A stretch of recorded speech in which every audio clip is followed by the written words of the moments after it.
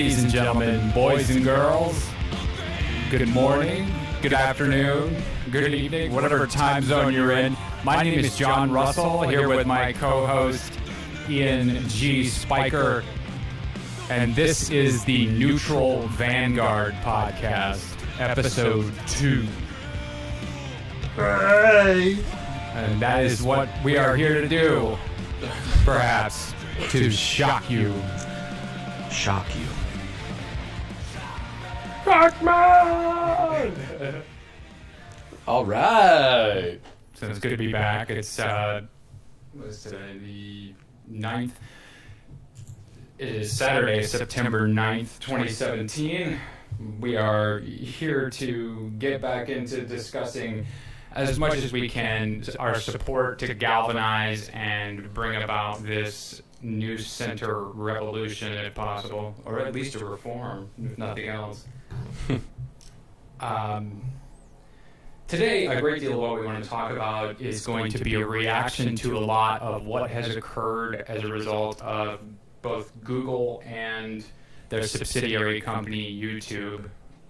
I do recognize the irony of posting this on YouTube, so it seems kind of idiotic to point that out, people in the comments. Please do. Please talk as much shit in the comments as you'd like to. I'm here all day. But the point of what I want to say is basically to equivocate the demonetization of folks on YouTube who may have a little bit more controversial positions,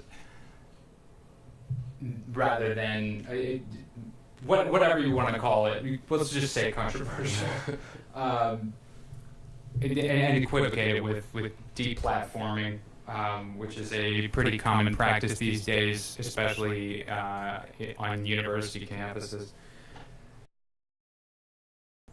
The subsequent outbreak of violent riots in response to the controversial voices on the right, with whom I entirely disagree and wholeheartedly disavow, for that matter, without equivocation, as I'm sure it almost goes without saying, but Milo Yiannopoulos and I guess and Coulter, I've seen it with people as innocuous as Ben Shapiro, and people as controversial as Gavin McInnes.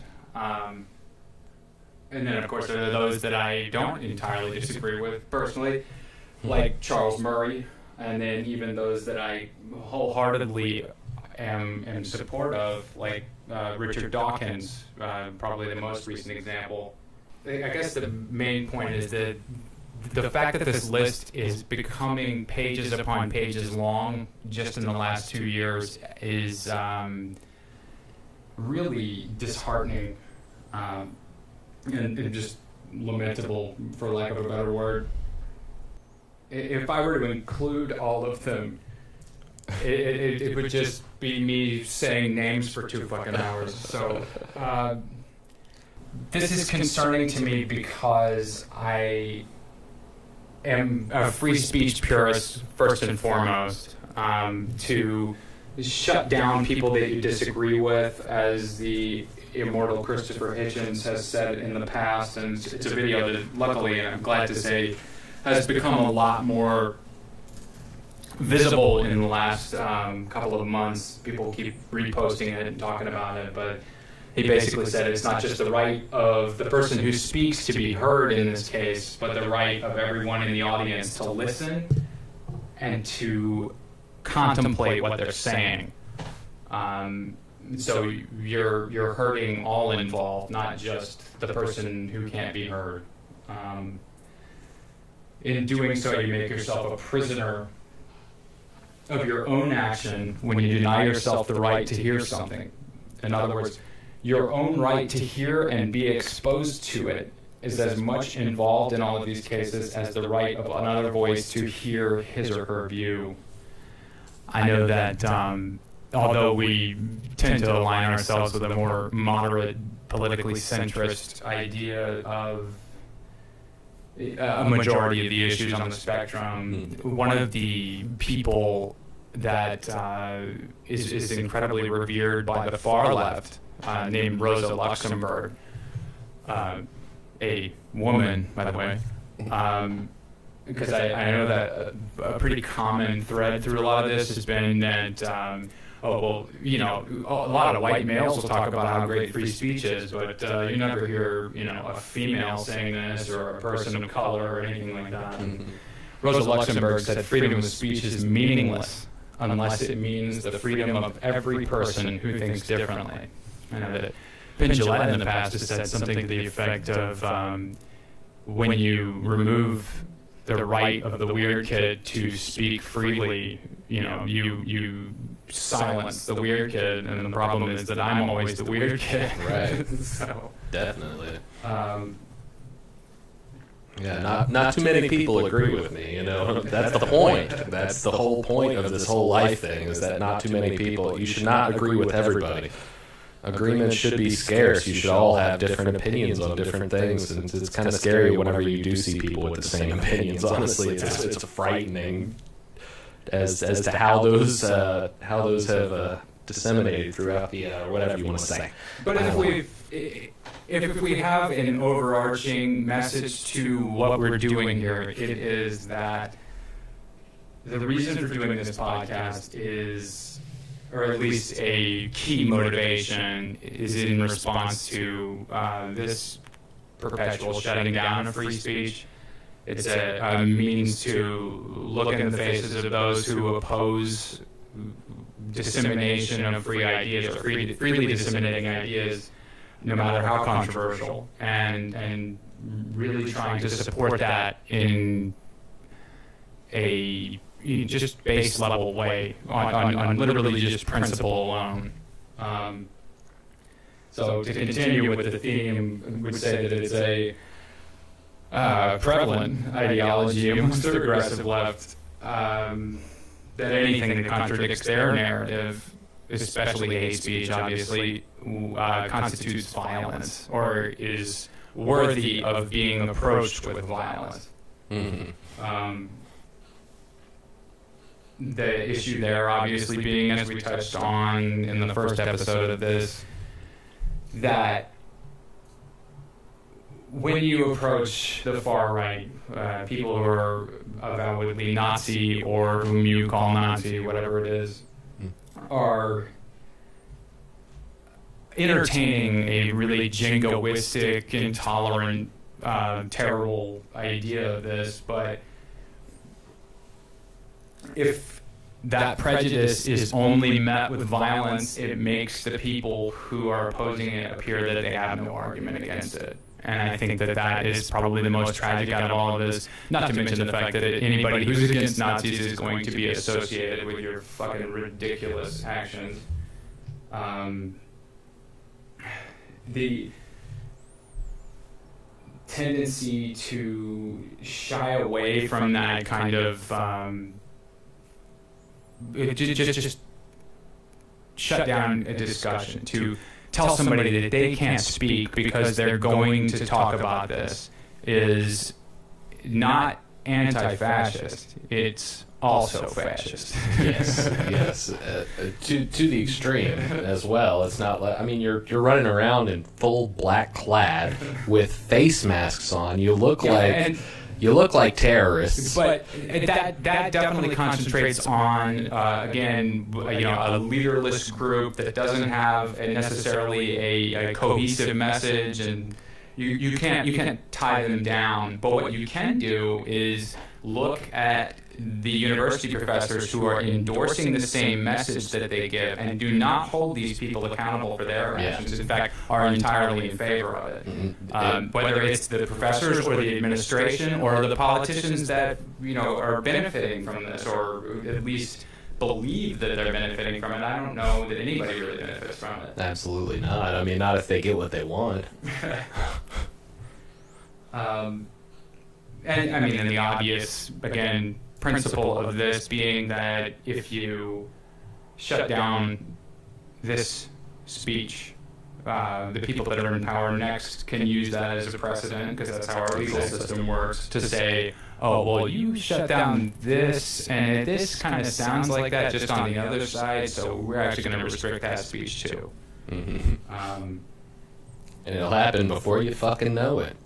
Using violence, again, to combat a verbal argument is not only not commensurate, it actually seeds the people that you hate outwardly the moral high ground here. You really want Nazis to appear more moral than you are? Right. If you're over there, if you're the one that's raising your fist, especially in our society, then that you're automatically in the wrong. Sucker punching Richard Spencer in the street. Yeah. What the fuck, Like, man? dude, you didn't gain anything that day. Nothing was gained. If anything, they'll use it later as a fucking means to justify their fucking terrible actions. Right. Which is the last thing you want. They hit us. We have the right to do whatever we want now. And that's, I think basically the main reason that Charlottesville got the way it did, because they knew that they were going to be met with the opposition they were, and they came fucking prepared for it.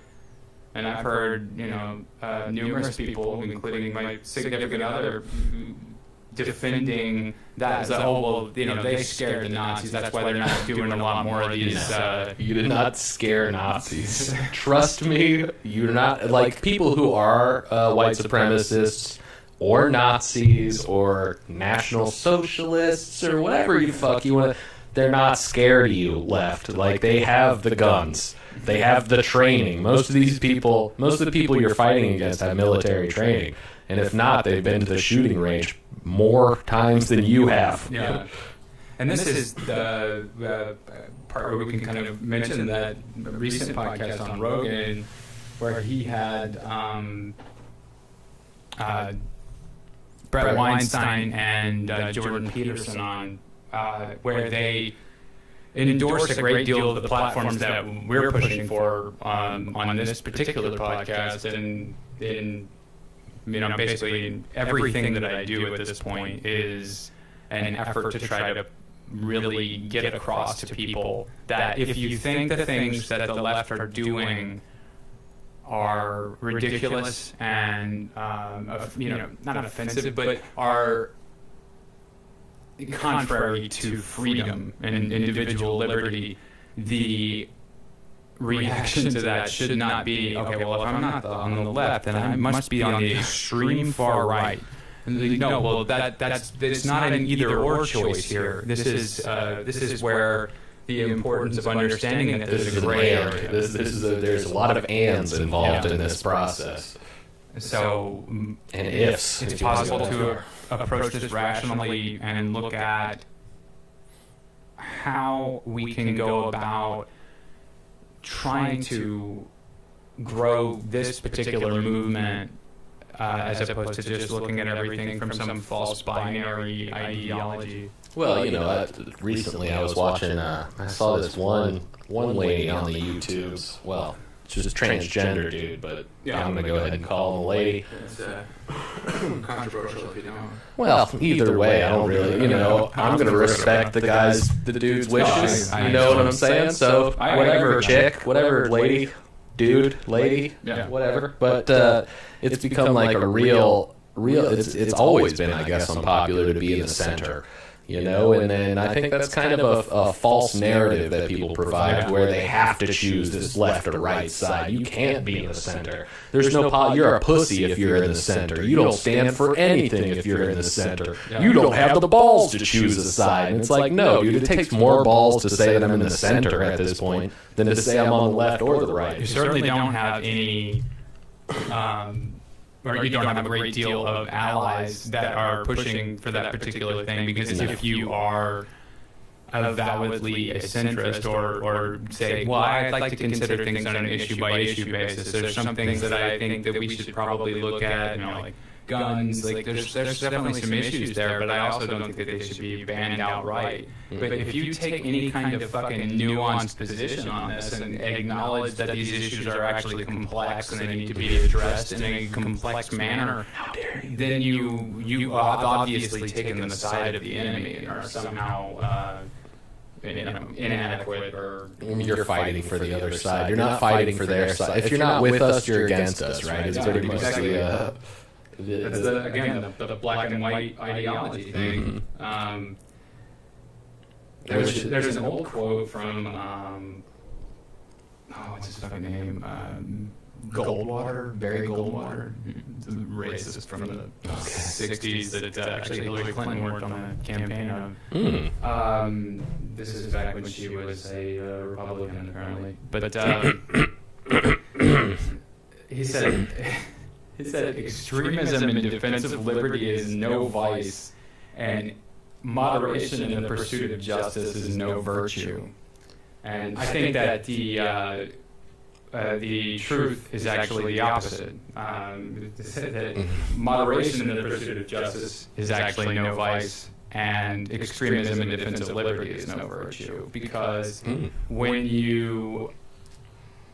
Well played, sir. When you approach everything from an extremist viewpoint, where it's literally a matter of life or death, when it's not, you obviously see this as far more important than I think it should be. I don't think that we need to give the government that much influence over our lives. That seems to be the main problem here. Right. I think that people would have given a shit less about the fact that Donald Trump won this election if they actually happen to believe that, well, it really doesn't matter who wins, does it? Right. Well, I think we were talking about this before, but if everybody wants to talk about how ridiculous it is that Donald Trump has become the president, then what the fuck does that say about the presidency, right? I mean, we've had, there's been so many, so you somehow think that all the presidents that came before Donald Trump deserve to be president, or that they fucking mattered at all? Yeah. No, they're just puppets. They're just people that sit there and we say, you're the fucking guy.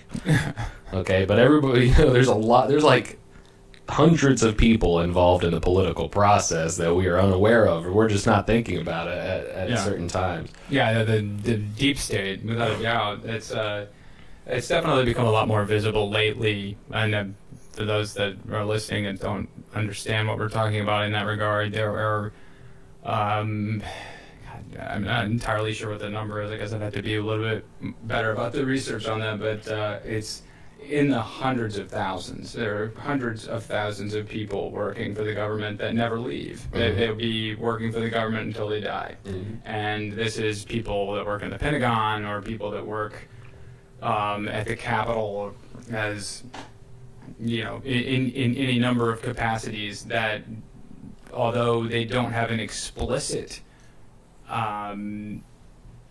influence on this process, we don't know precisely how much influence they have, but there is a strong amount of evidence to suggest that they have a lot more influence over it than we really give them credit for. Well, they're the people playing the game, right? I mean, we have regular fucking jobs or whatever, we live our lives, but that's their regular job, and that's their regular life is participating in the politics that control your lives. That doesn't make them insidious people. No. This makes them people that just perform a function, but the fact that they exist, especially amongst the conspiracy theorist crowd, has become, a source of substantial target for their own rhetorical narrative about, and they love the term deep state because it makes it seem like there's some kind of scary shit going on beyond the scenes. Right. It's interesting, nonetheless, to talk about, but I don't think that there's a great deal of anything to really be solved from that.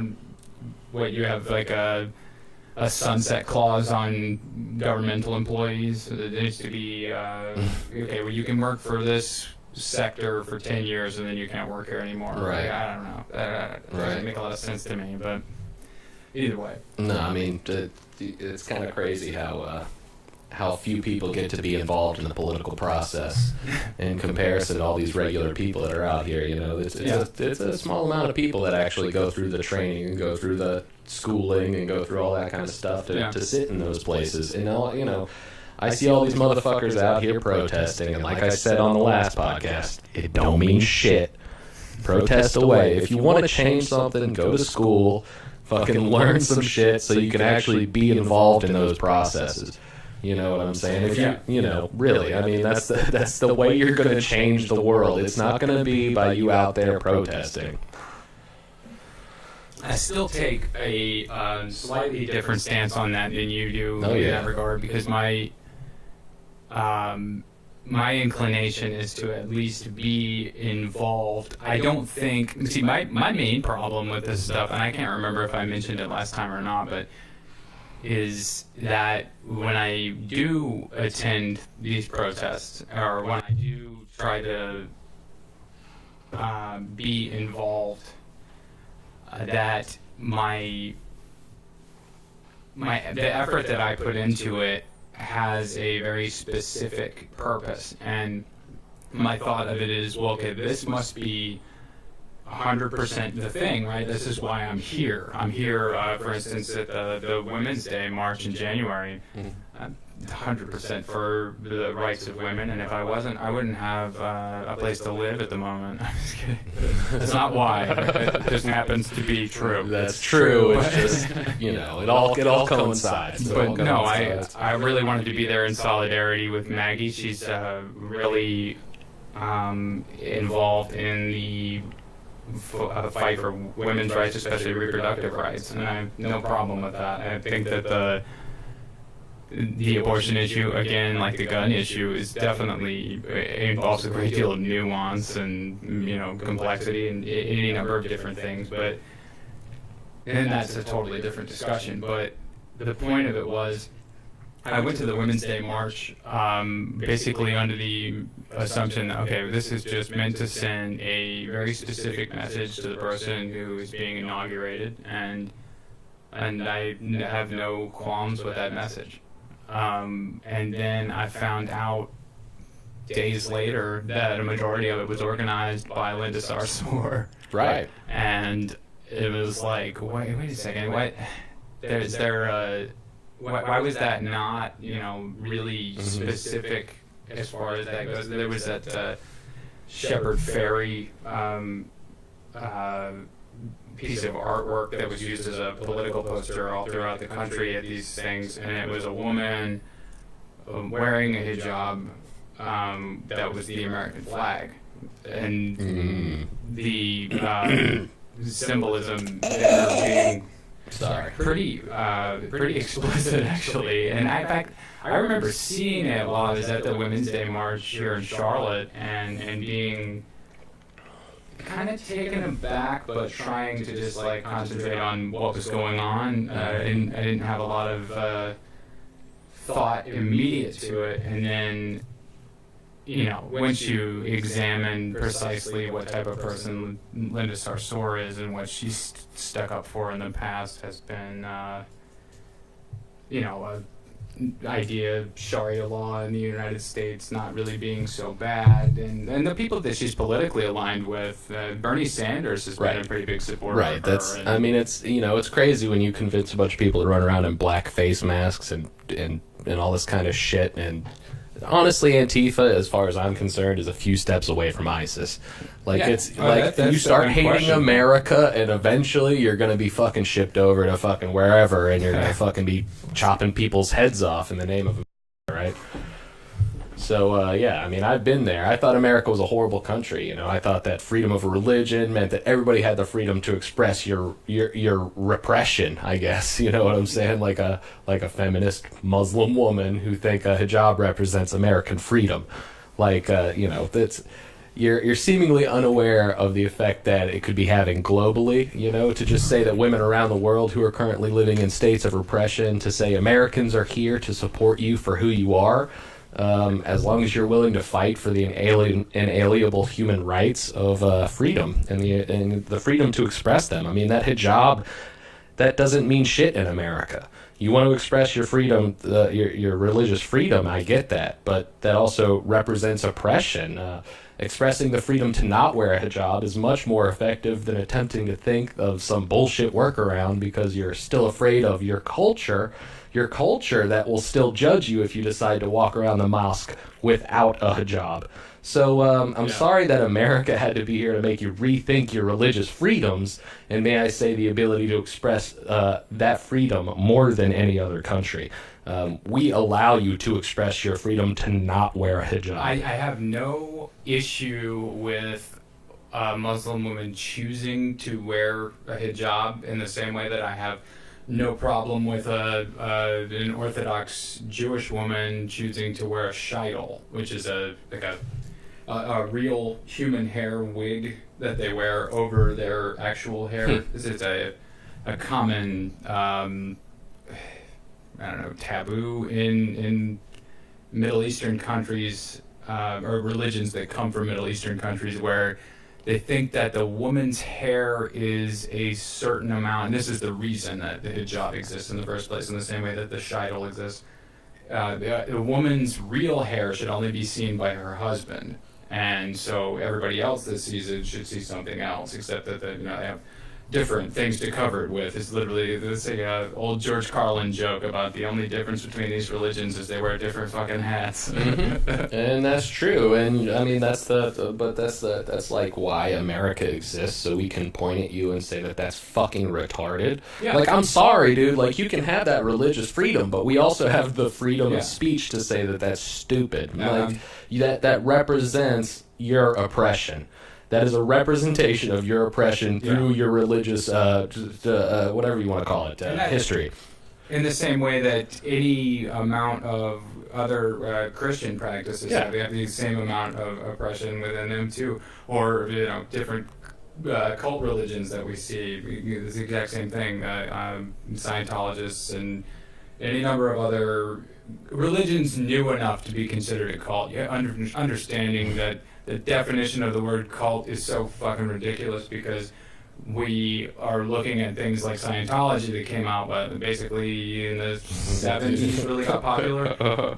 So we call that a cult, but Christianity's been around for hundreds and hundreds of years, thousands of years now actually, and we call that one a religion, but for all intents and purposes, really still just a fucking death cult, and not really all that. Well, it's a sun worshipping cult if you want to really get down to it. And I've heard, and I don't know how true this is, this could be complete bullshit, but I've heard that Muhammad has a lot of reverie for Allah being represented by the moon, in the same way that you see the moon on all their flags. The Father, the Son, and the Holy Ghost.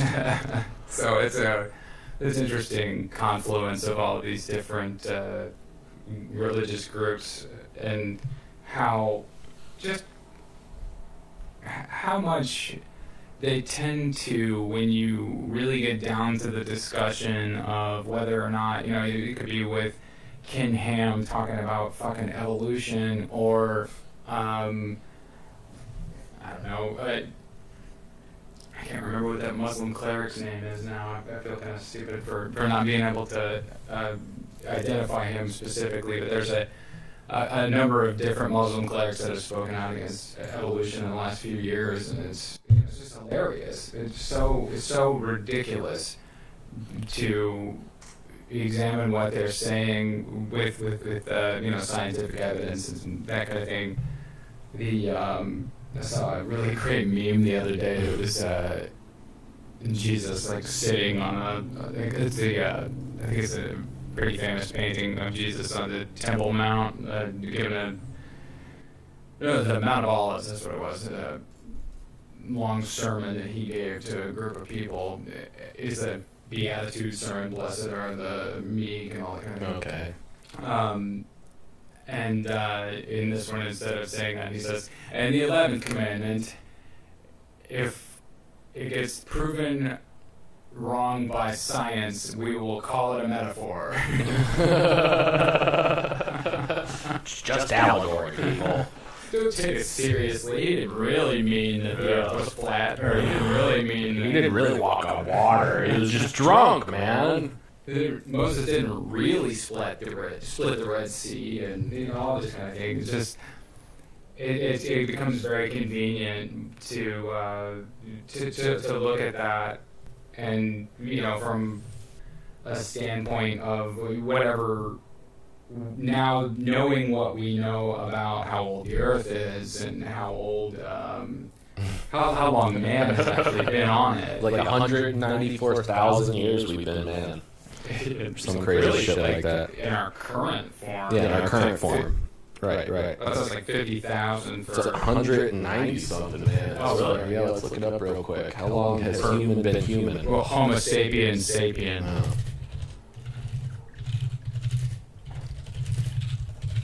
Is that how long has Homo sapiens been sapiens? Homo sapiens sapien is actually like the delineation from original Homo sapiens, but you can just see how long Homo sapiens existed. Yeah, About 200,000 years we've been in this form. Civilization as we know it is about 6,000 years old. Interesting. Supposedly. Yeah. Okay. Yeah. Supposedly. That's a big supposedly. There's Because religions don't want us to go back that far. There's a stop, right? There's a block, honestly. Like, you will not get farther than that. There's a lot of questions being raised in anthropology, and it'll be interesting to see what happens in the next few years in that regard. You know, considering Göbekli Tepe and some of the other civilizations that we see that we have a feeling are actually advanced as long as 10,000 years ago. But you know, once we go further back than that, it becomes really, really difficult to say for sure. It's hard to say for sure, but you know, if I was going to be a betting man, if humans had been around for 200,000 plus years, I would say that there's probably been some pretty high level civilizations that we will just never fucking know. There's no I think amount. It would definitely be really cool. I mean, but we would never know. Boasting. I mean, like that's the thing, right? Is like there would never be enough scientific evidence to prove that it was over a certain amount of time. That currently we don't have science that can really date things appropriately. I mean, we have some solid shit. But after you get back to a certain point, it's just kind of up in the air. Like, you get back to 24,000 years ago, anything from back there is going to be destroyed. When it comes to, carbon-14 dating and, you know, the few other things that we have to date, things that we have done, like, we can look at and know for sure, like, oh, this artifact is this old, or whatever it is, that is... you know, has its own group of problems, but for the most part, that tends to be pretty accurate. The main way that we know how old the Earth is actually has to do with how long the Earth has been cooling, and that was a major bone of contention between Darwin and Kelvin, who was he was a proponent of I think Lamarckian evolution originally. Which is, you know, again, totally different discussion, but he had his own opinions about Darwin, and he and Darwin went back and forth all the time. Not about whether or not people evolved, because they were totally in agreement on that one. Agreed on that. It was how old the Earth actually was, and so Kelvin said, no, it can't be as old as you're saying it is, because the rate that it's been cooling shows that it's actually, you know, it couldn't be more than... I want to say 500,000 or 600,000. It was a much, much lower number than it is now. And Darwin never was, you know, in his entire lifetime, didn't ever have the last word on this. They would just went back and forth till both of them fucking died. and then we discovered radioactive elements, and it actually explained all of it. And we were like, oh, okay, so actually the reason that, you know, this all makes sense is because those radioactive elements don't cool. So we can actually examine the possibility of dating the Earth based on the amount that it's cooling from those radioactive elements and say, yeah, actually Darwin was right. It's more like, you know, 6 billion years old. Oh my God. Yeah, no, there's no way that any kind of civilization existed before us in that 6 billion year time frame. I mean, it can't be proved, but, you know, it's just one of those things that's like, if you just use a little bit of your brain power, you go like, yeah, maybe. Just say maybe, and I'll let you go. Well, that's the cool thing about, I think, the skeptic community, largely, because a lot of people think skeptics are You know, they think aliens are just ridiculous and all this kind of thing. It's like, well, no, from a scientific standpoint, if you consider the fact that we exist here and we know how large the known universe is, we also know that it's larger than that, but we know how large the known universe is, the universe that we can actually see. And then take that into account and the complete chance that we ever existed in the first place, and then apply it to the rest of this incredibly vast and, you know, just massive unknown that we have. Complete unknown. It just almost becomes just a really funny exercise in futility to try to say that there's not any possibility, because it just seems ridiculous. Now, if I was to say, have aliens visited Earth, that brings that potential down greatly. I regard that as incredibly unlikely at present, but could it ever happen? That's a totally different story. Maybe it had happened in the past. Who fucking knows? But, I don't fucking... You're gonna go History Channel guy with the hair on me? No. Definitely not. I'm just saying, That's Rhett all day long, by the way. Oh, really? Fucking crazy ancient aliens guy. Oh, really? That's dope. I love that shit. I mean, I don't believe it, but I love that shit. I posted that. I like it too. I think it's funny to contemplate it. Right, it's a good thought experiment. That's what that's why I'm into conspiracy theories, man. Andy and I were really into this guy when we were in high school. Andy, for people listening, is a really good, dear mutual friend of Great man. Ian and I. Great man. Actually, the reason that we ever met in the first place. He's a great man. And we were obsessed in high school with this guy named Zechariah Sitchin. Zechariah Sitchin, baby. And read like all of this motherfucker's books. Wasted so much time reading these fucking books. And I mean, they're basically read like fictional novels, but he, of course, is asserting that this actually happened. He talks about the Nephilim and Marduk and Tiamat and all that shit. And, he says that there's a major impact event that happened at one point after the Nephilim, who, of course, if anybody's familiar with the biblical narrative, are half man, half alien, or half men, half angel, or at least to the people that they were talking to. The Sitchin argued that they were actually aliens, and they gave us all this different technology that we don't have, or that we, interestingly enough, happened to have in the 70s when the fucking books were written. So the technology wasn't any more advanced than it was in the 70s. But,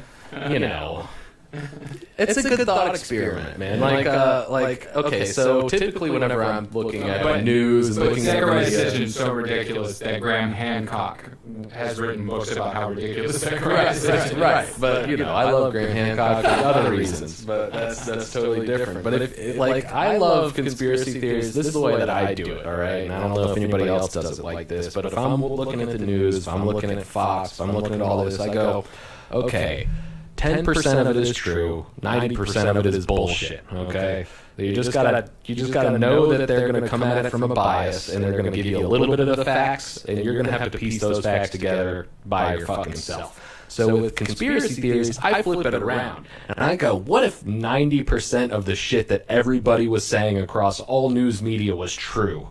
Okay. That's where I go with my conspiracy theories. What if 90% of the shit that you heard was true and only 10% of it was false? And I do this for mind experiments. This is just a mental thought process that I like to go through. It kind of spices life up a little bit, You can kind of get in the feel of various conspiracies, various mindsets, and things like that. Very interesting. I'm with you there. My tendency is to approach everything with a certain amount of healthy skepticism, whether it's a claim being made by a person that there is an eternal God, or a claim that aliens once settled the earth and gave man all of its secrets about technology until it was destroyed by a major impact event when one of the moons of Pluto crashed into Mars, and then we caught the back half of it. So, that the best way to conduct ourselves in a society has something to do with cultural relativism, and anything that goes outside of that has to be approached with violence. So, these are all ideological concerns, and these are all things that need to be approached with a certain amount of, well, I don't know, I think that might actually be a little ridiculous, or maybe that's not right, man. All right. One word. Conspiracy time, all right? One word. You ready? One word. Pizzagate. Go ahead. Go ahead. Try to fuck with me on it. Go ahead. Here we go. Here's my news story for the day. Okay. Go ahead and watch this little piece of items that we have an interest in. A vehicle recovered and more. And now detectives are trying to connect the dots. They would have had an opportunity to be in the McClary area at the time of Pizzagate. You think it's crazy? Pedophiles that are Satanists. Oh no, that doesn't happen. Investigators This is also Seattle, want to know if there end of are August. more victims. Good evening, I'm Steve Rabel. I'm Monique Minglavin. Cairo 7's Graham Johnson is live in Seattle's Green Lake neighborhood. And Graham, you were there as police searched that house today for the third time. Yeah, police say they've already been through the house, but they wanted to go through it one more time to make sure they didn't miss anything, because they say the three men here are hoarders, and they have collected some interesting things, including this Model A that you are seeing here right now. This is the second old car we have seen pulled out of the garage here. A few hours ago, we saw a car that was built in 1939. The Packard Super 8 that Seattle police removed today from this home near Green Lake is roughly as old as the three brothers who lived here. The Emorys, 82-year-old Charles, 80-year-old Thomas, and 78-year-old Edwin are in jail, charged with child sexual exploitation. A little bit horrifying, just because every day there's kids playing along these streets. Today, neighbors witnessed the third search of this property by Seattle police as their investigation grows. We're hearing from an awful lot of people now, and we definitely want to hear from anybody that has any information on this. Captain Mike Edwards told us the case that began with a relative finding evidence of child exploitation while cleaning this home is now leading to new tips and contacts with other police departments. Among the most interested, Sheriff Rick Scott of Grays Harbor County. Since 2009, he's been investigating the disappearance of 10-year-old Lindsey Baum. We're certainly very interested in what's developing and the searches that will be conducted and have been conducted at that Shelton property. Scott tells us a major search is being organized for Saturday of this 15 to 17 acre property in Shelton, the home of a fourth Emery brother who is now dead. Scott says investigators found a Lindsey Baum missing person flyer in the Shelton house, which is a half-hour away from Baum's hometown of McCleary. Scott says that in itself is not a major find because the flyers were widely distributed at the time. But he notes the Emerys had other relatives in Grays Harbor County. They would have had an opportunity to be in the McClary area at the time of Lindsey's disappearance. They certainly would have been the type of people that would have victimized a girl her age. And back live, another look at the Model A being removed from the Emery brothers' property here in Green Lake. They haven't mentioned the evidence the Emery Satanism brothers yet. sexually abused multiple young girls in their family decades ago, and those victims, they tell me, are now adults. They don't know if the brothers abused anyone outside of the family, but they have heard tips about young people who grew up in this neighborhood and might have had some contact with them. Detectives are now trying to track down those people, and they urge anyone with tips to come forward. Live in Seattle, Graham Johnson, Cairo 7 News. So that's a story that just popped up not too long ago. But you can watch other videos on that where they discuss the findings of the satanic ritual Bibles and all these writings and diaries from these people talking about satanic abuse and all this kind of crazy, really ritual shit, you know what I'm saying?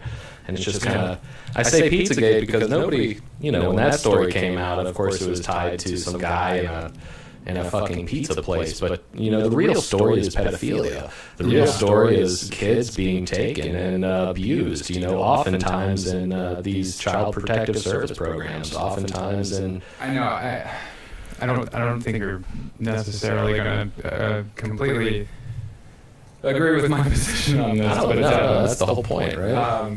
My stance on this is definitely controversial. Not in that I think children should be victimized. Obviously, that's a completely different story. But when it comes to the way that we treat pedophiles, confirmed absolutely without a shadow of a doubt pedophiles, I think that we are. They're basically people that commit an act of pedophilia, whether it's actually copulating with a minor or possessing child pornography. You have to understand that for these people, just the thought, because they get monitored after they've been convicted, so the thought itself of a child, if they happen to see a child in the street or something like that, that thought is enough to get them taken off probation and put back in prison. That's literal thought crime. So that's a problem for me in a libertarian capacity, with a small L, not libertarian party, but just from a standpoint of personal liberty. You can't regulate people's thoughts, but you can if you're a pedophile in the United States. So that's the worst crime that you can commit. Quite literally, you are evil incarnate if that's the case. And to me, that has a lot of the same ideological problems that some of this other stuff does, because it's intentionally thought killing. It's intentionally meant to just shut down the argument entirely. No.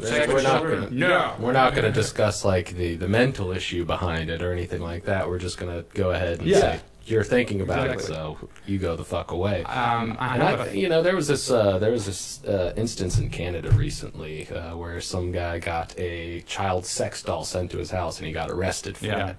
Yeah. You know what I'm saying? And this is where I kind of have to draw the line, because okay, you're not hurting anybody at that point. You have a sex doll to at least help your what I think is fucking crazy. Okay, you fucking lunatic. But at least you're not doing it on at least you're not victimizing anybody. You're not victimizing anybody. So there's definitely a give and a take here. Wait, look at Jared from Subway. But for all intents and purposes, viscerally upsetting person to me. But at the same time, what did he commit? He stockpiled a bunch of pornography. Right.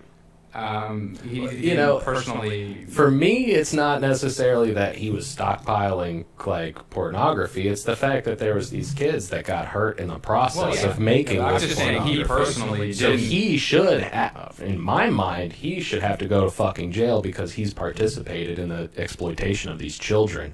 Whether or not they're just files on his computer or not, those children were abused. Okay, so this is where we get into the emotions. I'm real emotional about that shit. We had a conversation last week off the air about the neurological personification of evil, or what we call evil, and how Right. But we will disagree on this. We will disagree on this because I believe that there are evil acts. I believe that people do evil things, whether or not those people are evil. No, but that's where I'm going with that. Is what's considered to be evil is an entirely different thing. What I mean is whether or not these people are inherently flawed, and if that is for psychopathology, or if it's a matter of something that we just don't quite have the tools to treat yet. Right. And so when it comes to pedophiles especially, you saw there was a guy, and I really wish I could give more specifics on it because I probably should look it up, but he had a major traumatic brain injury, and began doing a lot of that same behavior where he was stockpiling child pornography after the fact, had never done it before, and started to just download an insane amount just at night, between when his wife fell asleep and when he was by himself, and then didn't do it any other time. And they had a bunch of neurologists come to his court case and say, no, this guy didn't ever do this before this happened. And we have all of these bonobo chimps that have done similar things where they don't have a conception of what's societally, among their bonobo society, acceptable as far as sexual acts go, and or just sexual behavior in general. And so they'll do, just terrible shit to other bonobos or to themselves while they, it's just really disturbing. But the reason behind it is because there's a certain part of their brain that's been, surgically removed in order to see if that would affect what their typical behavior.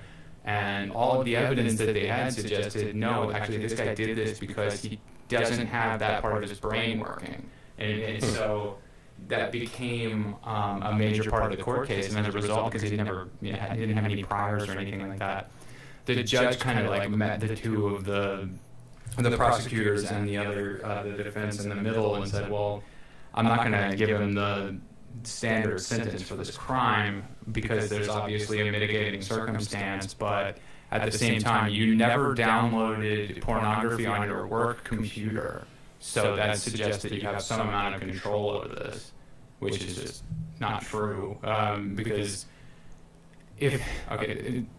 taking into account other neurological disorders like Tourette's syndrome, you examine a person who, while they're at work, because they are constantly trying to keep themselves from having outbursts, they are able to do it. It's a really conscious, very, very difficult struggle for these people, but they still manage to do it. And when they go home, on the way home, when they're in their fucking train or in the car, it's just, fuck shit, god damn it, what the fuck, just like constantly, it's just like a fucking stream of it because they've been holding it back all day. Right. And so that's what Steven Pinker has talked about a lot lately. He was on, what it's called, it's going to drive me crazy, Stereolab. He was on a Stereolab podcast. And then he recently went on Sam Harris's podcast and talked about that because the opinions of all the people on Stereolab podcast was that the guy got the proper sentence for what he did. And then Steven Pinker said, no, this is horrifying that you've come to this conclusion because you don't understand that the man had no volition in this. This was entirely something. It was literally like if I was able to go into your head and force you to do something, it would be the same amount of choice that you had in matter. So what they are arguing for in the neurology community is that as this advances and as we start to get a little bit more of a conception of what the key reasons for some of this shit is, that it's probably going to eventually come out that people that have this issue with children and that kind of thing, because it also tends to be a lot of environmental factors. Most people that commit acts of pedophilia have been, victimized in the past, and that kind of thing. And so it's going to come out that there's not a lot of volition, not a lot of choice of free will in that particular thing or in any violent crime. Doesn't that push the argument for killers and other people who commit crimes to just say, oh, that it's not... Again, this is not... It's in my brain, I just have no control over it. So what are you going to do? What are you going to let a person go? It's not a pushing for these people that are obvious violent threats to society to be in society, but it's also saying if we did have something that could fix you, then we should do that. Because if we just put you in a cage, even though we had a cure for this, that's inhumane.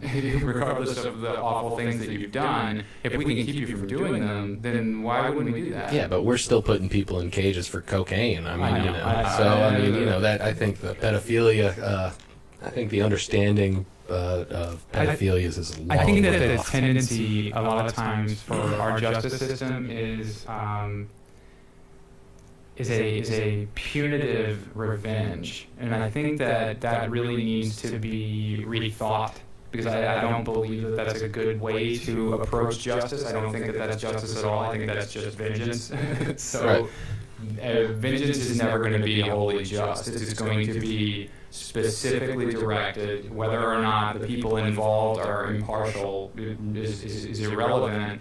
Eventually, there's going to be a certain amount of, in any given case, a visceral disgust for something that's happened, and you're going to approach it from a standpoint of we have to make sure that this guy, gets what he deserves, and everything. And I don't think that that's I don't think that that's a good way to approach justice. I think that tends to just really makes the state, which is why the death penalty, a really good example. Obviously, that's the easiest one to look at and go, okay, well, he did this, so he deserves this.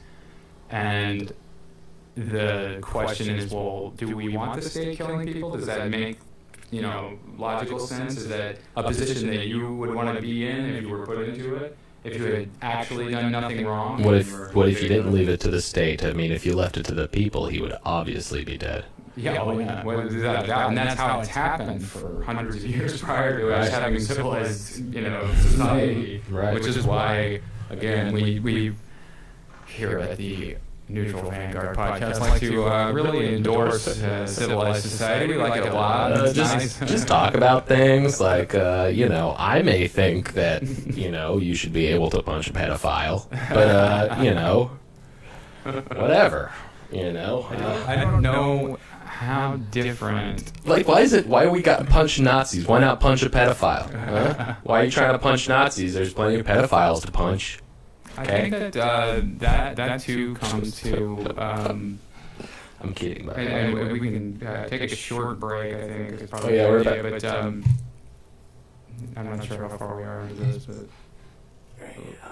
Okay, so we're after the first hour and take a short break, come back and discuss a little bit more in depth what the cause of all of this is. And I know we kind of got on a little rabbit trail there about pedophilia. That's good. That's okay. That's what this is all about. But we can try to keep books, but it's not going to work with me, buddy. I'm going to bring it to pedophiles. Okay? We can talk about a little bit more in depth about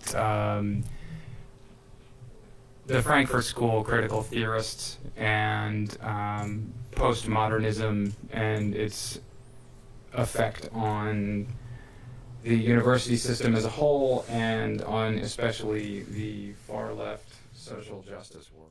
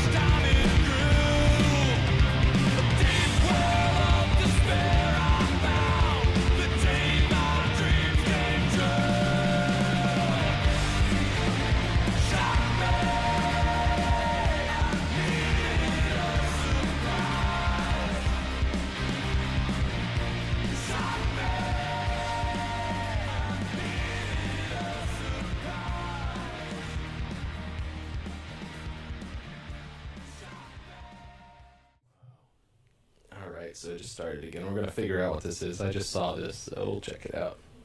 The dangerous neo-Nazi cult, Kekistan. Do you know what I love about Kekistan? It's that it's basically a political Rorschach test. Wherever you go, whoever you're talking to, they will project their own politics onto it and tell you what the problem with it is. It's brilliant. For example, if we go to melanoidnation.org, we find an article called The Dangerous Neo-Nazi Cult Kekistan.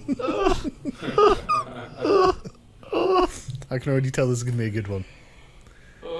A Racist Craze is Gaining Social and Political Momentum Through Social Media by Kenny Anthony, the man who I presume is most informed about Kekistan, and he is going to give us a lesson. Kekistan is a degenerate social engineering white supremacist cult created by 4chan users. I love that they've got the term degenerate in there. That is amazing. Social engineering white supremacist cult. At least it's fair and balanced.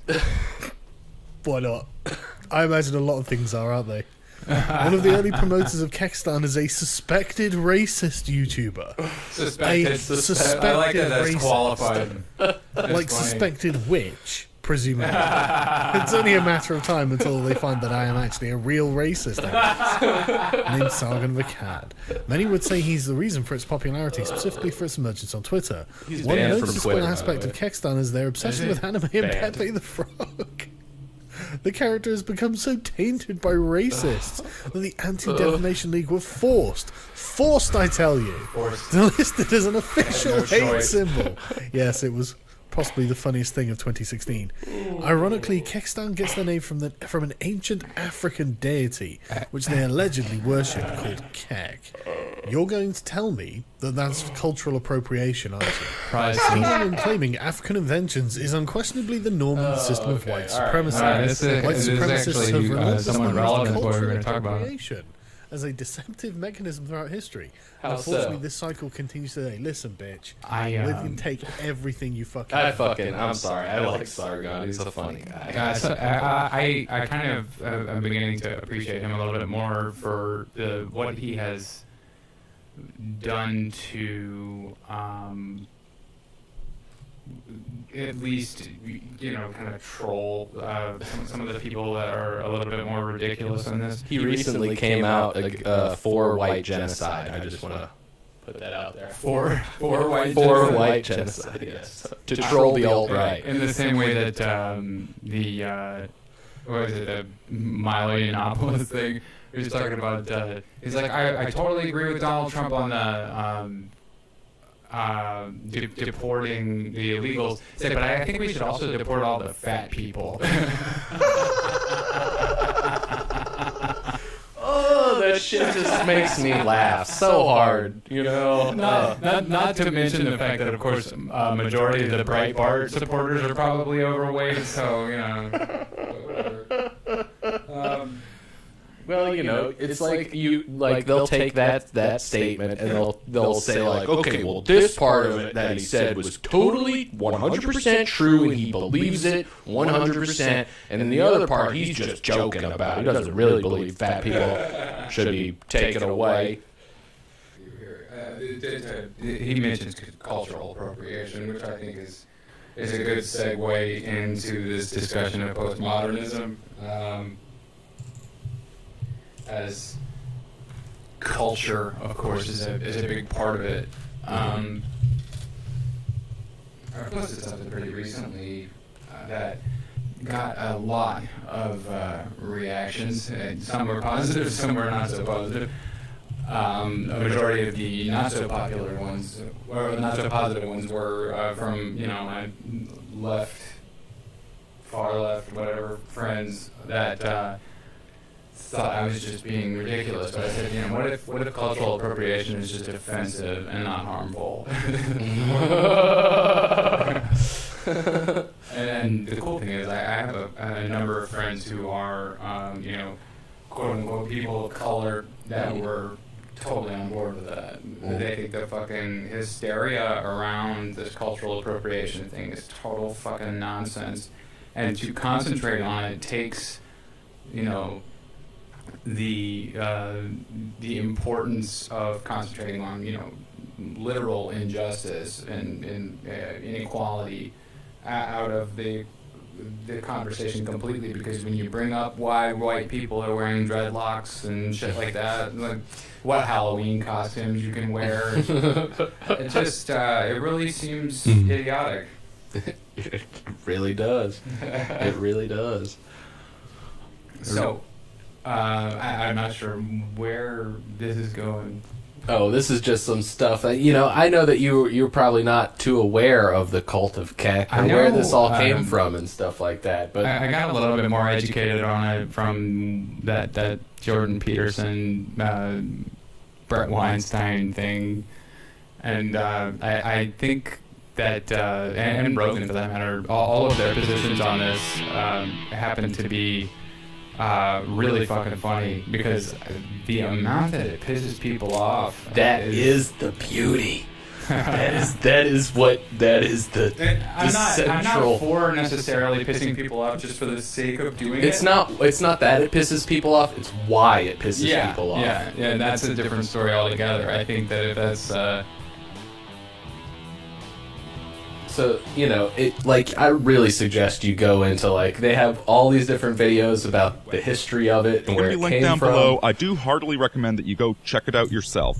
I'm going to be going through it pretty quickly, just giving you the I'll probably cut this important up a little bullet bit. points. This is just for us to Now, watch a little bit. the origin Dick of the around. term kek, it came from an onomatopoeia from the Korean language. It was used in the World of Warcraft, and essentially kek, it came from Korea, and it replaced LOL, lulls, which fell out of favor. That's on the story, channels. people. And so they started using kek to mean LOL, that it's funny. Around the same time, there's the frog meme, the sad frog meme that eventually got titled Pepe. And eventually, these two memes collided. And as time went on, well, let's ask ourselves, what is 4chan? What is the poll board? And these are these chaotic maelstroms of anonymous shitposting.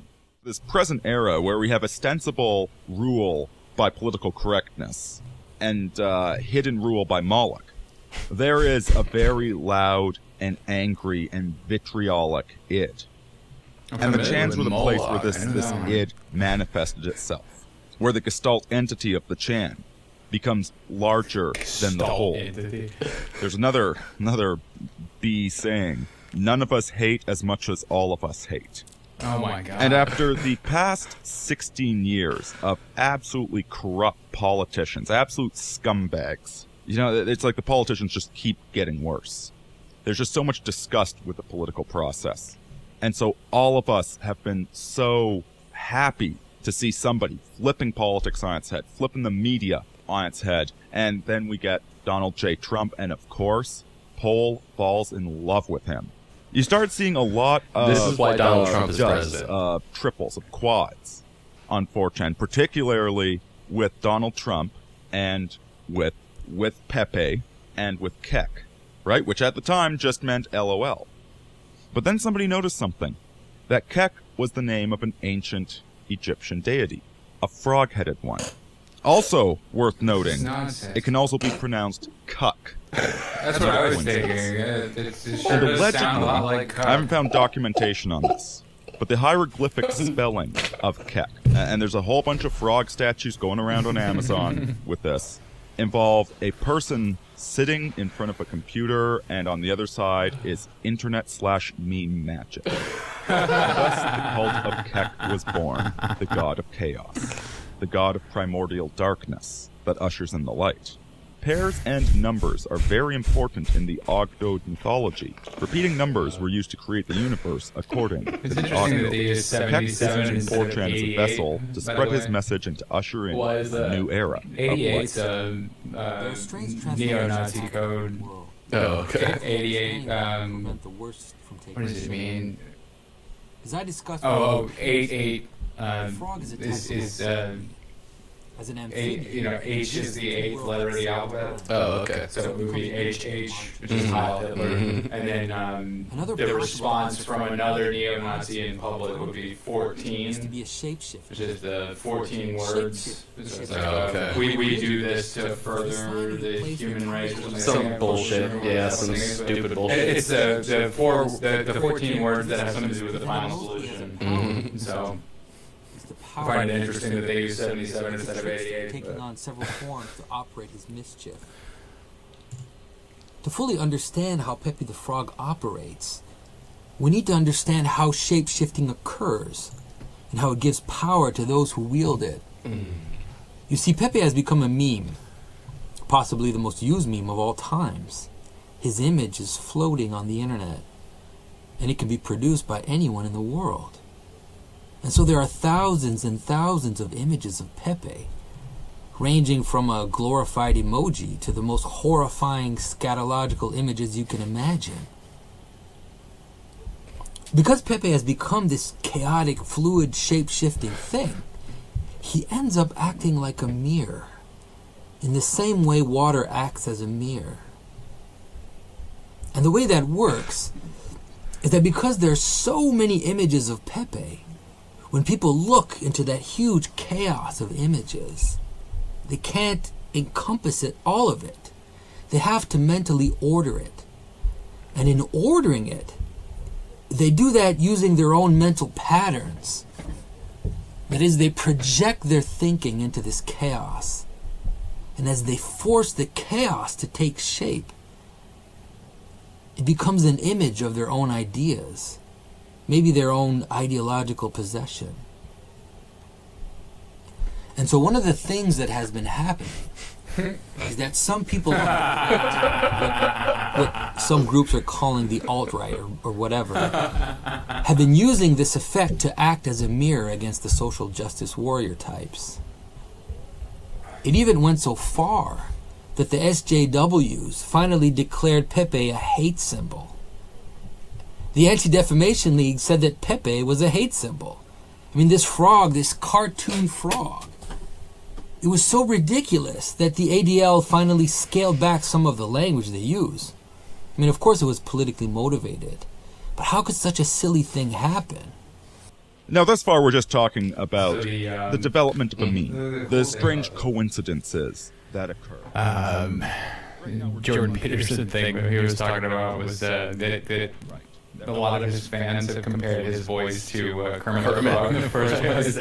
So that when he was given like some a frog pin from somebody else, like not a Pepe pin, but just a frog in general, somebody immediately like associated him as being like an alt-right Pepe supporter in some way, and all of this. And this is the problem: is that the same kind of thought-killing ideology that we're railing against here, for all intents and purposes, is that this constant guilt by association to only view things in that binary black and white is going to have no benefit. You have, and maybe there are some issues with only expressing your opinion in 140 characters or less. Maybe there's a serious problem, because I feel like that in itself is the death of nuance. There's not any ability to discuss things in a complex way if you can only say, stuff where you have to remove articles and use ampersands and everything else. There's not going to be any complexity. You have relegated the conversation to this or not this, and that is as much the internet culture's fault as it is the culture of binary politics that we've been exposed to for our entire lives. That's why it kind of bleed over from previous culture into our new culture, where it's like this there's still this element of black and white that's involved in our internet culture, when it's like the internet is so much bigger than black and white. Mm-hmm. It's crazy. But here, look, this is some really interesting shit right here. Okay. This is where they get into the deep history. Let me turn the volume up here. Somebody discovers an old 80s track. It came on an album with a frog holding a magic wand, and it's titled Magic Sound.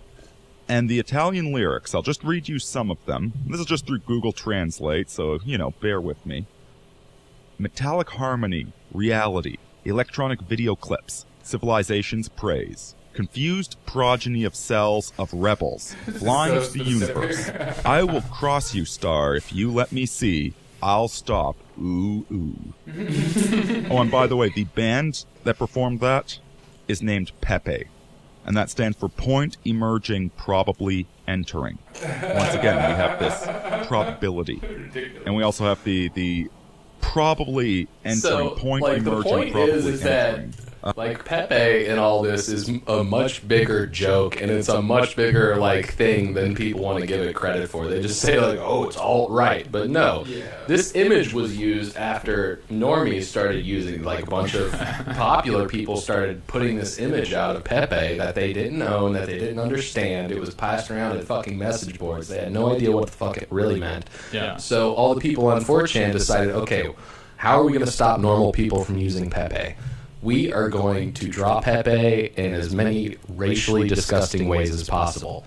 And that's where all these racial Pepes started coming from, with the Mexican meme Pepe, or the Jewish Pepe, or the whatever Pepe. These were created to turn people away from Pepe, from this culture that they didn't understand. I think that but that it's definitely still in use by actual racists too. That's to say that there's so many things that are in use by racists. Just because they brush their teeth with Colgate doesn't mean I'm not going to use fucking Colgate. Exactly. You know what I'm saying? No, I'm totally with you on this. I just want to make sure that there's.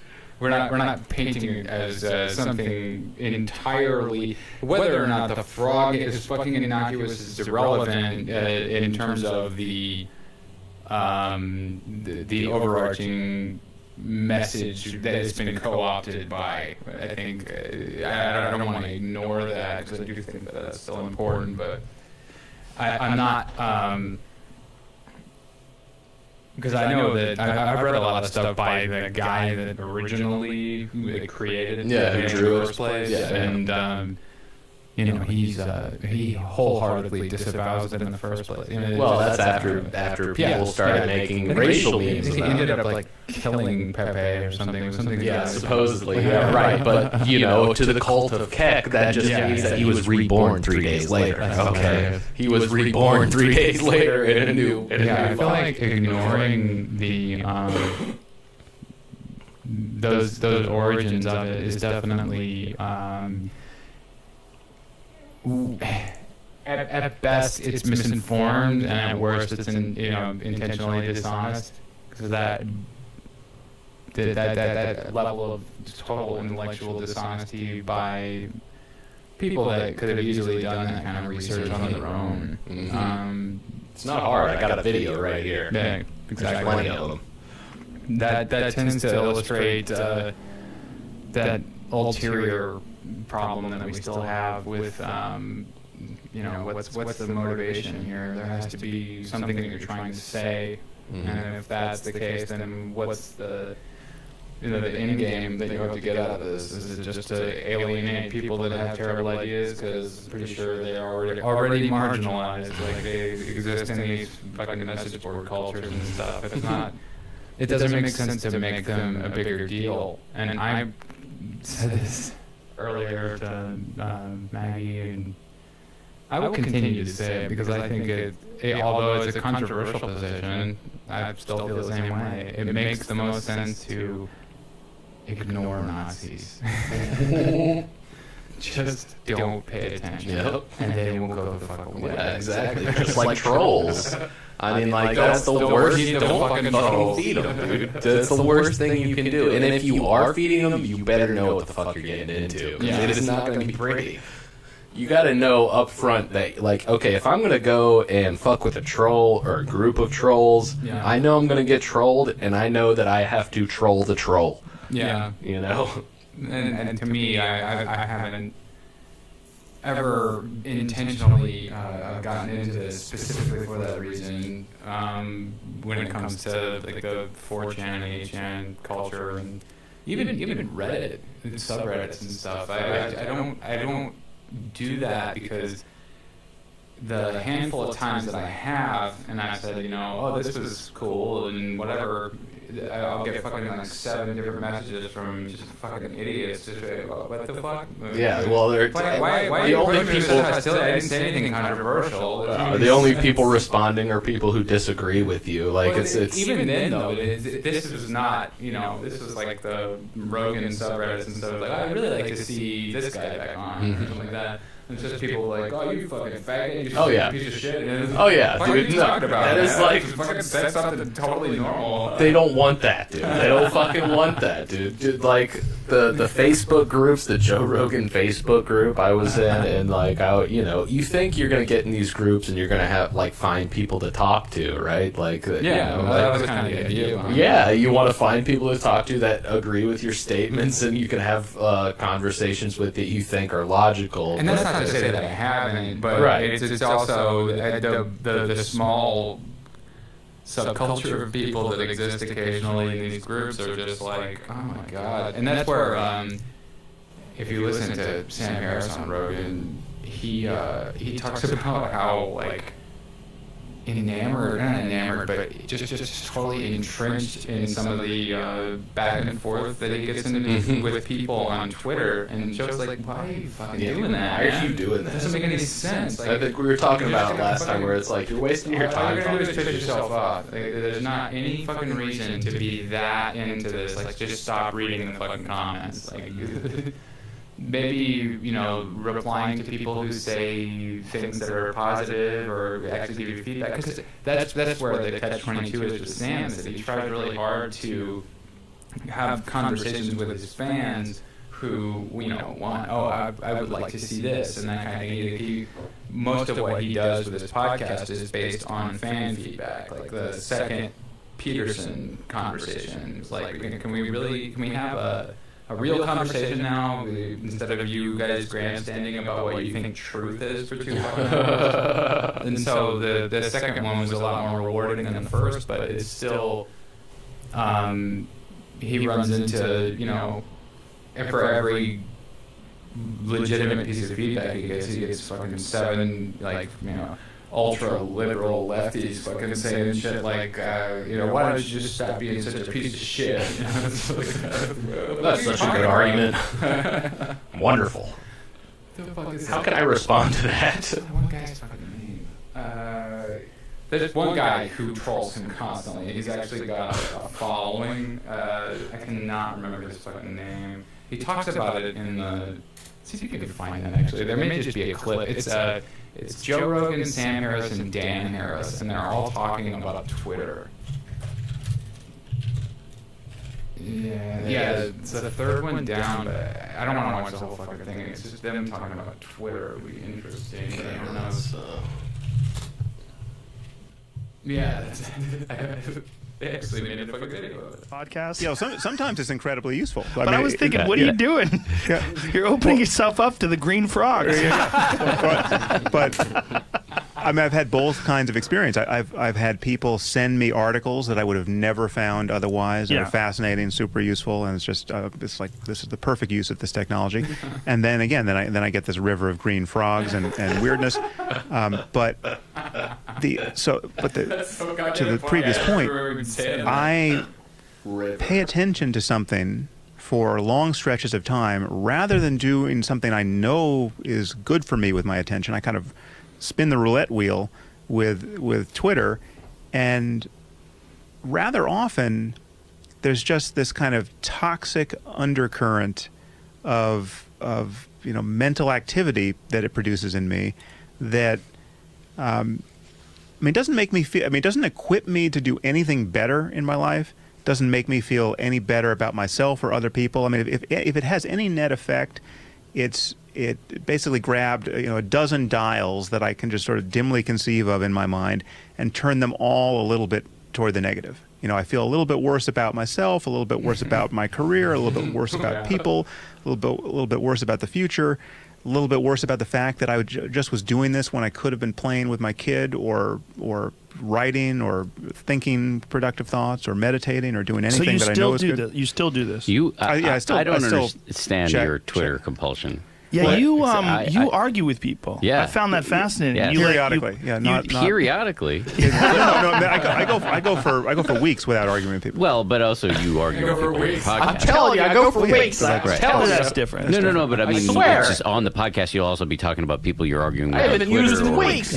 So the arguing is a part of your... Well, I get trolled a lot on Twitter. I get trolled. You have guests. You have guests who come on your podcast and savage me on the podcast, and then troll me endlessly on Twitter. And you mean like Abby Martin? Well, she doesn't troll. She doesn't troll you. She hates me, but she doesn't know you. I haven't noticed her trolling me. But no, if you got in a room with her, completely fucking irrational person, by the way. Abby Martin, is she the one that works for the Young Turks? No, she worked for RT for a while. Oh, okay. And now she kind of does her own thing. But the conversations that she's had with, not even with Sam Harris, because I don't think they've ever actually talked to each other, but they talk about each other all the time. And like, what?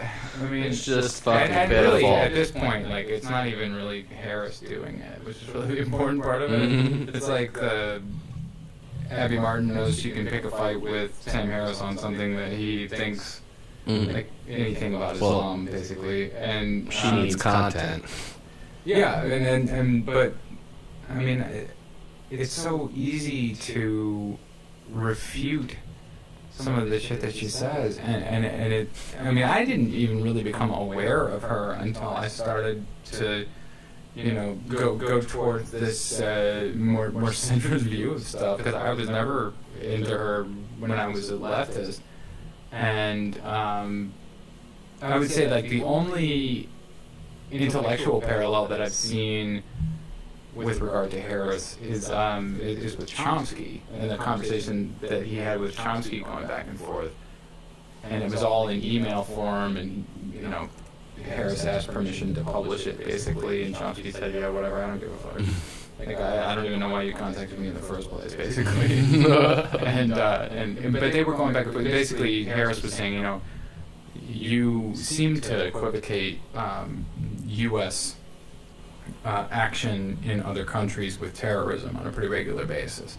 And he said, and I think that is inherently dishonest, and he gave a bunch of reasons why, the main one being that the intent that we have in other countries seems to be ignored entirely by you. You don't have any interest in considering the fact that we're actually trying to do something good, and then we make a mistake, and then we come out and say, we really fucked up, guys. And we want you to understand that. We want to do what we can to try to make that better, as opposed to ISIS, which is beheading people, ad nauseum, anytime that they can, throwing people off tops of buildings, throwing gay people off tops of buildings. So like there's a difference. that intent does fucking matter, and that's where he and Abby Martin got into it back and forth, and.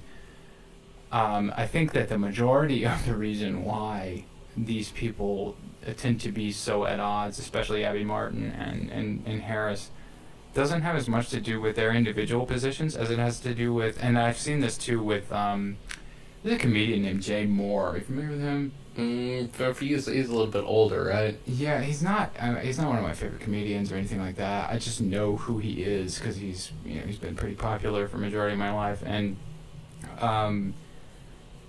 he and Penn Jillette, he had Penn Jillette on his podcast, and Jay Moore is a Catholic, like really strong, staunch hardcore, Catholic. And he would he basically used the entire podcast. You gotta understand, like the going in, Penn was like, I'm totally fine to, I think he told his publicist or whoever the hell he was talking to about it.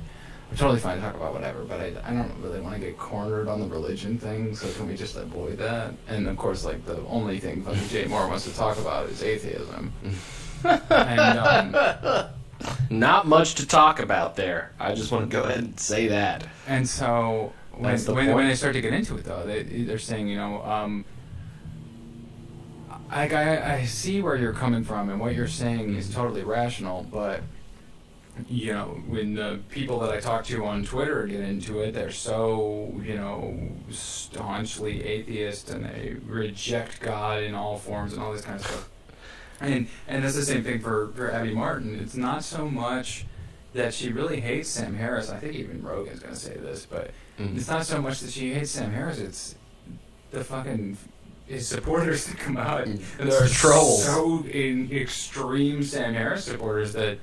And the Abby Martin, I can't fucking speak. The Abby Martin supporters that come out are so far left that it just becomes this big near civil war on Twitter. And right. Just well, my saying that I like to go with is like, you're a troll even though you don't know you're a troll. If you have responded to any political statement on Twitter, any kind of social media, you're a troll, and you just have not admitted that you're a troll yet. Because like deep down, none of those conversations are going to change anybody's fucking mind. They're just going to believe stronger in what their beliefs already are, right? Like that's. I don't know if I agree with that. It's the same kind of stance that we were talking about with regard to protesting, because I'm not saying all thought or all conversation. I'm just saying conversations on the internet. Like that's what I'm saying. Like your 140 characters on Twitter are not going to change my fucking mind. Yeah, well, I mean, I think that it is possible to facilitate discussion that can prove you wrong. Not you personally, but you prove one wrong. Because I have experienced that personally. It just being in that environment. The problem is that I've seen is the inability from the get-go to actually, make that admission. If you go into any conversation with the assumption that you're absolutely right about everything, then yeah, of course not. That doesn't matter if you're having a fucking conversation on the internet or having one in person. Right. You will always believe that you're not wrong. And so that's been my basically my motto this entire time since I've really started to get away from radical leftist politics is I could be wrong about this. Say, but could you? Right. Do you really think that you could be wrong? Because I don't think you do. I think that you really, legitimately believe that everything that you say is 100% gospel, and that's a problem. All right, but this is my belief about you, John, is that you don't understand how the internet works. I'm sorry, but there's just trolls everywhere. They don't give a fuck. They don't want to prove any point to you. They just want to piss you off. That's all that they want to do. Like, if you see somebody responding to Sam Harris's Twitter account, most likely he just wants to piss off everybody in that. Everybody it's the easiest way to piss off the most amount of people is Twitter. Have you seen anything about Dan Orell? Are you familiar with that guy? We should probably pull that up. All right, cool. Actually, let's just finish this conversation. He would calm down. I'm probably he just has. There's people that have. I'm going to take another break here in a little bit. Let me check on our time here. Okay. And then we'll. Sorry. We're good. 30 minutes. This is good. All right, hold on one sec. I'll cut this whole part out, though. Okay. Let's finish watching this. All right, cool. So let's try to think of a good ending for this podcast. Yeah, I'm sure you heard the Josh Zepps, Patton Oswalt thing. Or Patton Oswalt, don't listen to it. Okay. He went off the rails. Okay, that wasn't Patton He went off the Oswalt. rails like Hannibal style. That was no.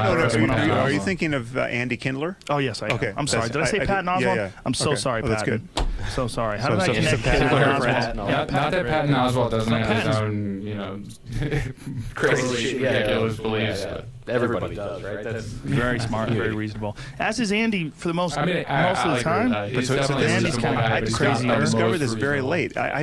So I kept seeing this guy. I didn't know who he was. I kept seeing him in my Twitter feed. Andy Kindler? And then I realized, wait a minute. He seems to be, he's an established comic. He seems to be friends with people who I really respect, who I don't know, Sarah Silverman, who I don't know personally. I mean, we've communicated a little bit on Twitter, but it's like I'm just nothing but a pure fan of Sarah. Jim Gaffigan, other big comics who I totally respect. I don't know how close he is with these people, but he has endless energy for vilifying me as a racist and as a bigot. I mean, he's a madman. I did a search of his Twitter feed. And he's got hundreds and hundreds of tweets so ridiculous. where he's going after me in the most retail way. So, for instance, like I get off of Twitter now, all of you. What the fuck are you doing? It's 140 fucking characters. You can't even tell your mother that you love her in 140 fucking characters, you morons. You're trying to express fucking views? I tweeted out. I'm sorry. Can anyone recommend 500-seat halls in all these cities? Typical. And I think your friend is Duncan Trussell a friend of yours? Okay, so Duncan wrote back saying, "Oh yeah, DM me. I've got a great place in Boston or something." And then Andy Kindler jumped into that thread, talking to Duncan, saying, "Don't help him, Duncan. He's a bigot." Right? So this is Andy Kindler's just got endless energy for this. And then I looked at what he was fucking doing. Troll. And he had been doing it for years. He doesn't know he's a troll. The best part is he fucking didn't even know about it until But then you've got another guy on this podcast. But took like years. The person that I was thinking about, Hunter Matz. Hunter Matz. Okay. That's the mother. Okay, so he was on here, and I actually had to go back and watch what he said here because I had been getting so much of this on Twitter. And I mean, it's incredibly common. People are tweeting at me saying, "Why won't you debate Hunter?" It's Matz, right? Okay. why won't you debate Hunter Mass? I went back and looked at what he said here. Half of it, frankly, didn't make any sense. But his attacks on me on Twitter are the most juvenile. It's like the idea that he thinks this is a way he's going to establish a conversation with me by sending me 2 tweets and then sending me 400 which say, "You're scared to debate me," right? It's crazy. I mean, I think it's Hunter's crazy on the behavior. spectrum. Very, very, very smart guy, but taking a terrible socially retarded approach to establishing a debate. And I've contacted Brian Callen about this, and Brian Callen contacted Hunter about this. And was like, "What the fuck are you doing?" And he continues to do it. It's crazy behavior. He said he wouldn't do it anymore, and then he did more. I mean, every time I look, I see him somewhere in there. But then there's this guy Mike Cernovich. That is the pathology of a troll right there. Effects on the real world. Like, he does not give a shit. Like, he's just going to disagree with you no matter what. Even if he doesn't admit that he's a troll, he's a troll. Now, this is my theory behind, especially like Facebook. Is like there's like, you know how like last time we were talking about the rings and the various rings of like what were we talking about? You know, you described it and you had like the visual of the rings. This is the Islam. I'm talking about. And like ISIS is in the middle. Jihadists in the middle. You've got the Islamists, all right, which actually make up a large portion, and then you have conservatives, which is the largest portion, and then on the very, very outer ring, much smaller group, like moderate Muslims. Right. So this is I've taken that and I have applied it to trolls on social media, specifically in Facebook. Okay. So I'm going to do this. By the outer ring first. Okay. So the outer ring of people who are on social media, they don't know that they are trolls. Okay. They are trolls. Everybody who is involved with posting on a regular basis on social media, you're a troll. I'm sorry. You back something and you will eventually be fought and you will eventually have to defend your beliefs. And in so you will piss somebody off the same way that trolls piss you off. They just don't understand that they're trolls. They're trolls on the outer surfaces, right? Like they get pushed into being trolls. Okay, and then there's the middle ring of people that absolutely know that they're trolls. And they go onto these groups on Facebook and they will specifically post things to piss people off, or Twitter or whatever. They know they're trolls, they're dedicated to being trolls.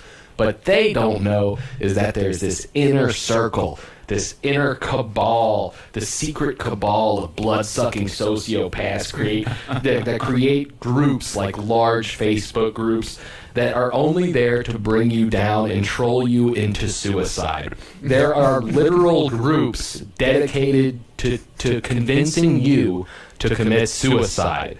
Okay, this is real shit. Okay, and you gotta know about this shit. So, man, VM'd, nice. So, in the deep web, you can find various different sources like this of cult of death. These are people that believe that you should kill yourself. Okay, this is. I'm not sure how accurate a representation. This is really fucking weird. But this is VM'd, which is.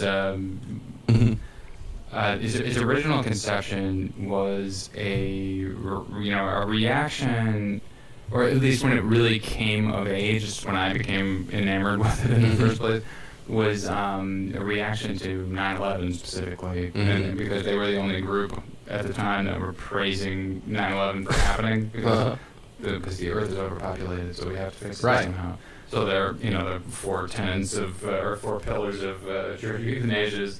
Suicide, abortion, cannibalism. Yes. There it is, right there. Yes. Suicide, abortion, cannibalism, and sodomy. Sodomy. Okay. They used to hold up fucking signs next to the assholes that marched with the Westboro Baptist Church that said "kill a gay fetus for Jesus." They were a troll group specifically meant to make fun of Westboro. It was really like the reason that they originally existed. And then after 9/11, they made that fucking video I Like to Watch. And I Like to Watch is a fucking, like, a really bad techno song, sort of, about, I can't remember the specific lyrics, but it's something like, the planes go in, the towers come down. I like to watch, and it's the last line of the fucking song is as I spew my load, I don't have a rag, so I'll gladly use the American flag. And it's the guy fucking wiping his dick off with the American flag. So it's like right, but you see the troll in this, right? You see the troll in this, but underneath all of those trolls, just like there's Nazis, there are really people that believe that you should kill yourself. Right now, don't stop at anything, just kill yourself, okay? So, I mean, you know, there is a secret cabal of trolls on the internet that create groups, specifically on Facebook. You could find, I have found so many groups where, like, you'll join the group and most thoughts and most posts are like, I'm thinking about committing suicide. What do you think I should do tonight? That's terrible. Yeah, but most of the responses to that are do it. You don't have nothing to live for. So there's a real issue of psychopaths on the internet that really do want bad things to happen. I think that there's a problem too with this, in that there is an inherent amount of anonymity that comes from it. Where if they were in person with somebody, they would not act like this, or they would just not act at all. They would not be there, but they would definitely not take the stances that they're taking. Because they feel that they have no consequence from it. And I think that if we can steer the conversation a little bit better on the internet towards, actually like valuing humanity, that those people will be marginalized in the same way that, neo-Nazis are, or something like that. Right. Because it inherently is the same base ideology. It's the same level of intolerance. It's the same level of hatred, and totally without any real reason. It's just a hatred for the sake of hatred, basically. And I see a pretty. It's definitely an ugly thing overall. At least that's I suppose that's my own personal opinion on it, but I think that, and in the same way with like the fake news stuff too, it's the same exact thing. Whether right or left doesn't matter. Eventually, my hope is that we can get to a point where people can look at something and examine it for what it is and go, oh, actually, this is totally inaccurate, and we need to. And I know that Snopes actually is a great help with that. And there's a few other websites that do the same thing. Metabunk is another one, but it's I want it to become a lot more widespread, not just for troll culture, but also for information, because I think that at the moment we are horribly squandering the gift that we have been given as a result of the internet. Absolutely. The original intention of it was to, be able to share data sets amongst different studies from different universities. That was the whole purpose of it to begin with. And the fact that it's the information superhighway, the World Wide Web. That's the information they give us. Yeah, well, there's certainly a greater conspiracy theory about it, but either way, on that front, there's definitely a major amount of benefit that we can get from this, and that can go toward combating the ideological extremes, and as much as it can just go toward combating needless hatred on a day-to-day basis.